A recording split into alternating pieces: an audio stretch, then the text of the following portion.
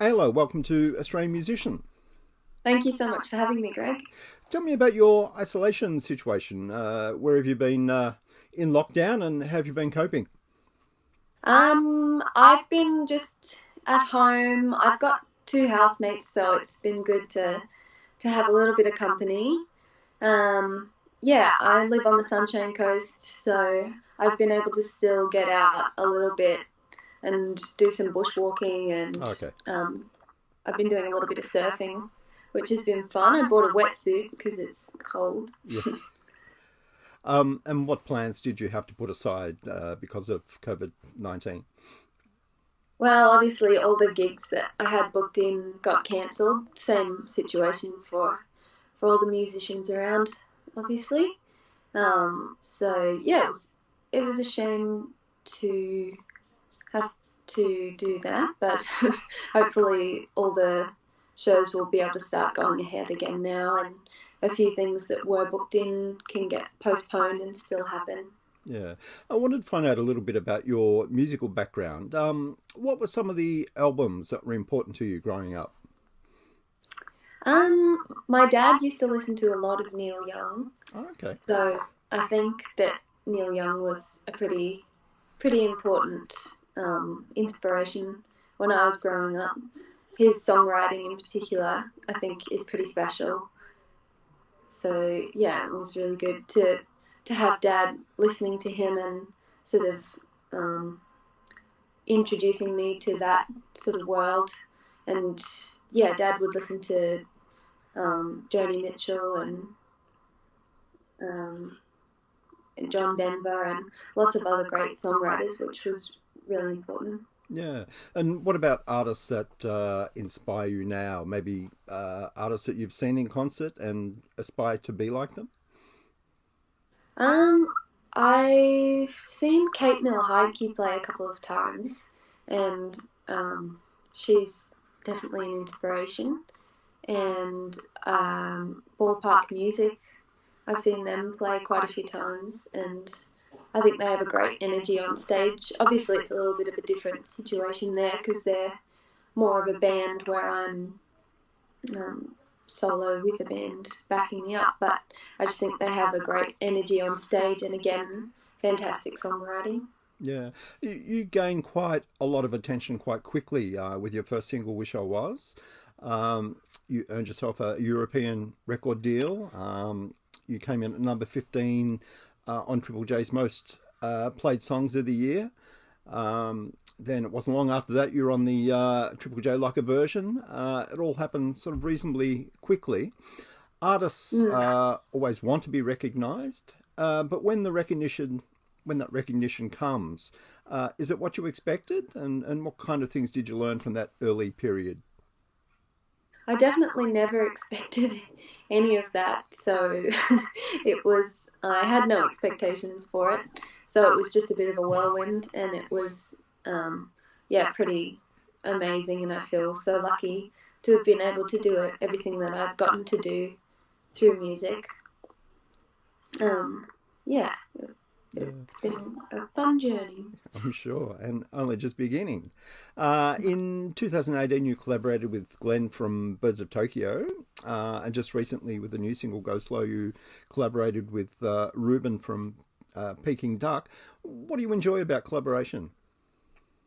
I think it's just so good to be able to bounce ideas off someone else and to be able to not only just work on the ideas that you have, but also to hear their take on it and to get the ideas from them as well. And also, it's just fun working with um, someone else who's good to talk to. And yeah, I've been really lucky to work with some great people who have good energy.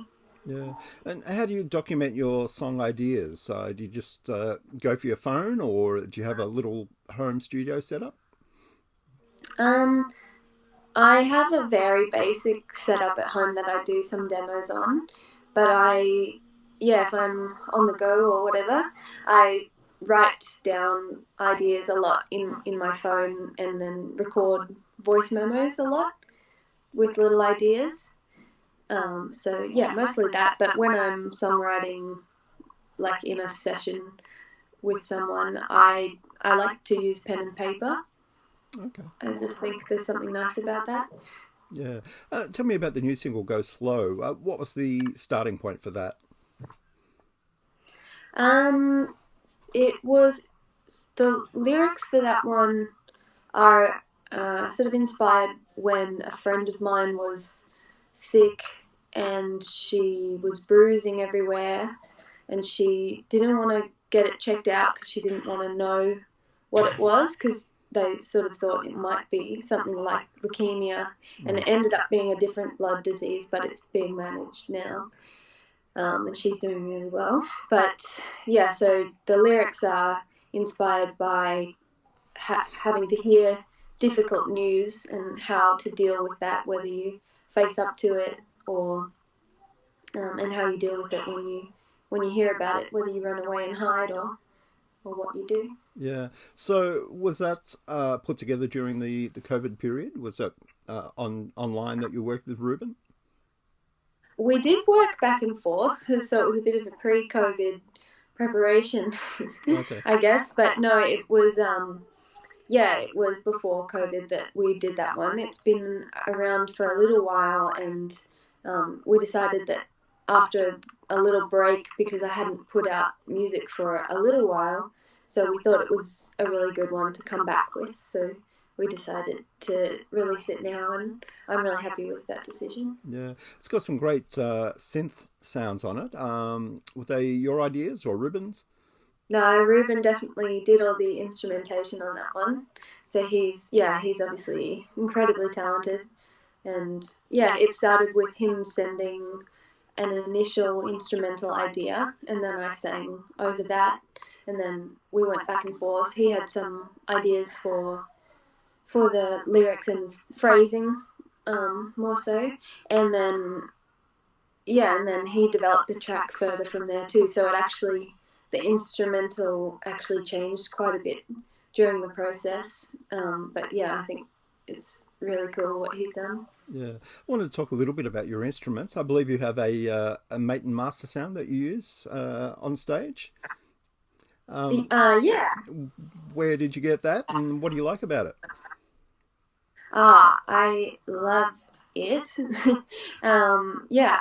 So Maiten were really good with getting on board for that. So they are obviously an Australian brand, and they support a lot of Australian musicians. So yeah, it was really great to work with them and to be able to play one of their beautiful guitars. It's an MS 503, I think, and it's an electric. And yeah, I like playing that one in the live shows. So hopefully be whipping it out again soon. Yeah. And what's your main acoustic guitar? I play a crafter that I've had for ages. It's just a fairly cheap guitar that I got so long ago. But I'm actually looking into getting a Maiden acoustic. So yeah, that would be pretty great as well. I believe last year you played bass in a band as well.